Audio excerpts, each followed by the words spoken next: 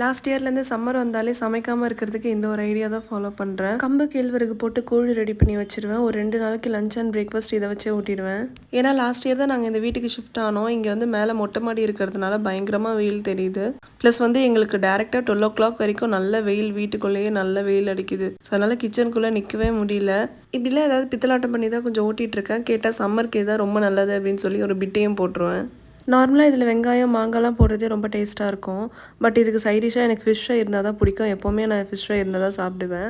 இந்த டைம் வந்து கருவாட்டு தொக்கு ரொம்ப நல்லாயிருக்கும்னு சொல்லிட்டு ஒருத்தவங்க சொன்னாங்க. அதனால் அதுதான் ட்ரை பண்ணேன். எனக்குமே அந்த காம்பினேஷன் ரொம்ப பிடிச்சிருந்தது. நான் பிரியாணி சாப்பிட்ருந்தா கூட அவ்வளோ என்ஜாய் பண்ணியிருக்க மாட்டேன். இன்றைக்கி லஞ்சுக்கு இது தான் எனக்கு ரொம்பவே என்ஜாய் பண்ணி சாப்பிட்டேன்.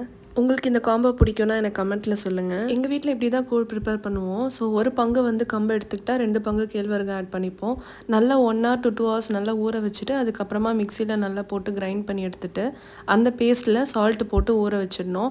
அதை நல்லா மிக்ஸ் பண்ணி வச்சுட்டு நம்ம ஆஃப்டர்நூன் போல் வச்சா நைட்டு வந்து எடுத்து நம்ம கூழ் காய்ச்சிக்கலாம். இன்கேஸ் உங்களுக்கு பண்ண தெரியாதுன்னா அந்த ப்ராசஸ் ஃபுல்லாகவே நான் அந்த வீடியோவில் ஷேர் பண்ணியிருப்பேன். அதை செக் பண்ணி பாருங்கள்.